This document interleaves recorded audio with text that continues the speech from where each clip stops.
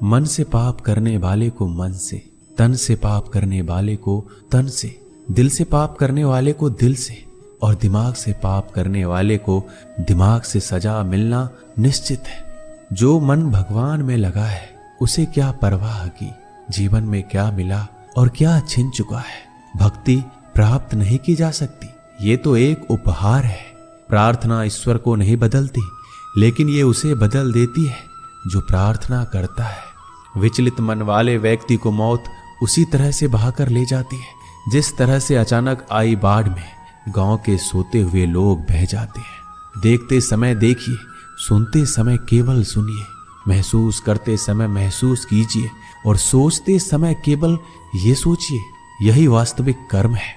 आपका काम है अपनी पसंद के काम को खोजना, उसे खोजें और फिर उस काम में खुद को पूरी तरह से लगा दें। यही सफलता का मार्ग है। दुनिया में अधिकांश लोग इसलिए असफल हो जाते हैं क्योंकि विपरीत परिस्थितियां आने पर उनका साहस टूट जाता है और वो भयभीत हो जाते हैं। संसार का नियम है, जिस तरह के विचार हम अस्तित्व को संप्रेषित करते हैं उसी तरह की ऊर्जा अस्तित्व द्वारा हम तक पहुंचती है। ध्यान रहे, विचारों का सकारात्मक होना अनिवार्य है, तभी राह सरल और सुगम होती चली जाएगी। कभी किसी और के लिए जीने का प्रयास मत करो, किसी और की दृष्टि में अच्छा बनने की चेष्टा मत करो। हम अकेले आए हैं, अकेले ही जाएंगे। हम जैसा कर्म करेंगे वैसा ही फल पाएंगे। श्री कृष्ण कहते हैं, जो बीत गया उसे भूल जाओ, जो कर रहे हो उस पर विश्वास रखो, जो होगा उसकी चिंता छोड़ दो।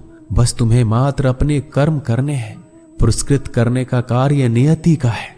एक बार भीष्म पितामह ने श्री कृष्ण से पूछा, जल से पतला क्या है, भूमि से भारी कौन है और अग्नि से तेज क्या है, और कौन है जो काजल से काला है। श्री कृष्ण ने मनमोहनी मुस्कान के साथ उत्तर दिया, पितामह, जल से पतला ज्ञान है, भूमि से भारी पाप है, अग्नि से तेज क्रोध है और काजल से काला कलंक है। श्री कृष्ण कहते हैं कि परिस्थितियों से भागो मत, उनके सामने डटकर खड़े रहो, क्योंकि कर्म करना ही मानव जीवन का पहला कर्तव्य है। हम कर्मों के द्वारा ही परेशानियों से जीत सकते हैं। दुनिया नहीं जानती है हम सभी का अंत यहीं पर होना है, लेकिन जो लोग इस सत्य को जानते हैं उनके सारे झगड़े एक ही बार में खत्म हो जाते हैं। जब तक आप अपनी समस्याओं एवं कठिनाइयों की वजह दूसरों को मानते हैं, तब तक आप अपनी समस्याएं और कठिनाइयों को मिटा नहीं सकते। आप अपना भविष्य नहीं बदल सकते, लेकिन आप अपनी आदतों को बदल सकते हैं, और निश्चित रूप से अपनी आदतों से आपका भविष्य बदल सकता है। अगर हम परिवर्तन के लिए किसी दूसरे व्यक्ति के आने की उम्मीद करेंगे तो परिवर्तन नहीं आएगा, बल्कि हमें खुद को उससे आगे लाना होगा। जो कुछ भी तुम्हारे भाग्य में लिखा है वो अवश्य ही उचित समय पर तुम्हें मिलेगा। तुम क्यों परेशान होते हो? जो भाग्य में नहीं है वह कभी नहीं मिलेगा। तुम व्यर्थ ही प्रयास कर रहे हो, इसलिए जो मिला है उसे उचित तरीके से बिना फल की कामना किए करो, जन्म सफल होगा। अगर कोई आपका दिल दुखाए तो बुरा मत मानना। कुदरत का नियम है कि जिस पेड़ पर सबसे अधिक मीठे फल होते हैं उसको सबसे अधिक पत्थर पड़ते हैं। जब टूटने लगे हौसला तो बस ये याद रखना, बिना मेहनत के हासिल तख्तो ताज नहीं होते। ढूंढ लेना अंधेरे में ही मंजिल, क्योंकि जुगनू कभी रोशनी के मोहताज नहीं होती। अगर लोग केवल जरूरत पर ही अपनों को याद करते हैं तो बुरा मत मानिए, बल्कि गर्व कीजिए, क्योंकि मोमबत्ती की याद तभी आती है जब अंधेरा होता है। समय और स्थिति कभी भी बदल सकती है, इसलिए कभी भी किसी का अपमान मत करो। माना कि आप शक्तिशाली हैं, पर समय आपसे भी अधिक शक्तिशाली है। कुछ बनना है तो पानी जैसा बनो, जो अपना रास्ता खुद बनाता है, जो दूसरों का भी रास्ता रोक लेता है। सभी व्यक्तियों को सजा से डर लगता है, सभी मौत से डरते हैं। बाकी लोगों को भी अपने जैसा ही समझें। खुद किसी जीव को ना मारे और दूसरों को भी ऐसा करने से मना करें। हम चाहें तो अपने आत्मविश्वास और मेहनत के बल पर अपना भाग्य खुद लिख सकते हैं। और अगर आपको अपना भाग्य लिखना नहीं आता तो परिस्थितियां हमारे भाग्य लिख देती हैं। हर किसी के अंदर अपनी ताकत और अपनी कमजोरी होती है। मछली जंगल में दौड़ नहीं सकती और शेर पानी का राजा नहीं बन सकता, इसलिए अहमियत सभी को देनी चाहिए। श्री कृष्ण कहते हैं, कर्म पर तुम्हारा अधिकार है, लेकिन कर्म के फलों में कभी नहीं। इसलिए कर्म को फल के लिए मत करो और ना ही काम करने में तुम्हारी आसक्ति हो। क्रोध से मनुष्य की मति मारी जाती है, जिससे स्मृति भ्रमित हो जाती है। इस स्मृति भ्रमित हो जाने से मनुष्य की बुद्धि नष्ट हो जाती है, और बुद्धि का नाश हो जाने पर मनुष्य खुद अपना ही नाश कर बैठता है। अगर संसार में आए हो तो संघर्ष हमेशा रहेगा। श्री कृष्ण ने हर परिस्थिति को जिया और जीता। समय और जरूरत बदलते ही सबके चेहरे बेनकाब हो जाते हैं। पता नहीं, या तो हम में कुछ कमी आ जाती है या वो अभिनय अच्छा कर लेते हैं। दर्द का एहसास तब होता है जब खुद को ठोकर लगती है, वरना दूसरों का तो सिर्फ लहू ही नजर आता है, दर्द नहीं। लोग कहते हैं जिंदगी मिली है अपने हिसाब से जीने के लिए, लेकिन वही लोग सुबह होते ही किसी और के हिसाब से जीने चले जाते हैं। यदि आप समस्या का हल निकाल सकते हैं तो फिर चिंता क्यों करनी, और यदि समस्या का कोई समाधान नहीं है तो फिर चिंता क्यों करनी। जो व्यक्ति बहुत ज्यादा बोलते रहते हैं वो कुछ सीख नहीं पाते। समझदार व्यक्ति वही कहलाता है जो कि धीरज रखने वाला, क्रोधित ना होने वाला और निडर होता है। अगर व्यक्ति से कोई गलती हो जाती है तो कोशिश करें कि उसे दोहराए नहीं, उसमें आनंद ढूंढने की कोशिश ना करें, क्योंकि बुराई में डूबे रहना दुख को न्योता देता है। डर का अभाव होना साहस नहीं बल्कि डर पर विजय पाना है। बहादुर आदमी वो नहीं जिसे डर नहीं लगता, बल्कि वो है जो डर पर विजय प्राप्त करता है। इंसान एक ऐसा प्राणी है जो अपने लक्ष्यों के लिए जीता है। उसके जीवन का यही अर्थ होना चाहिए। वो अपने लक्ष्यों के लिए कोशिश करता रहे और उन्हें प्राप्त करता रहे।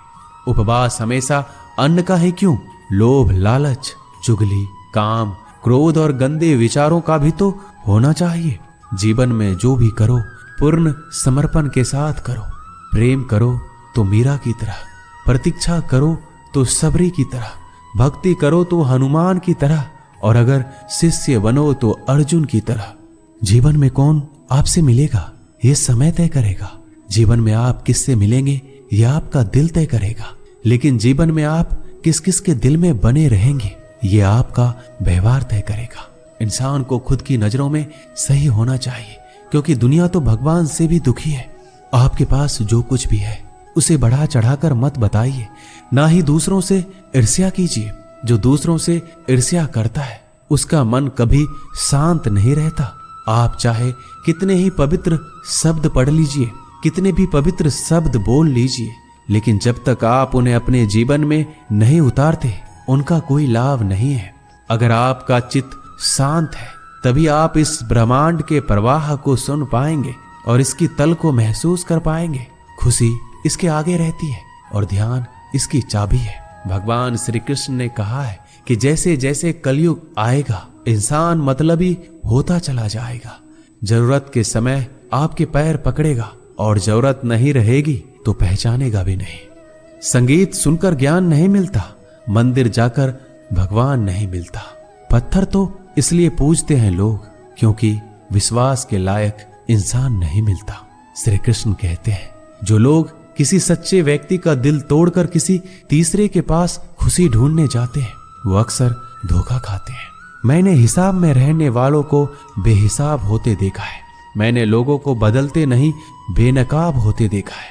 कल रात जिंदगी मेरे सपने में आई थी और कहा कब तक चलेगा किसी और के पीछे, अब खुद के पीछे चलना भी सीख ले।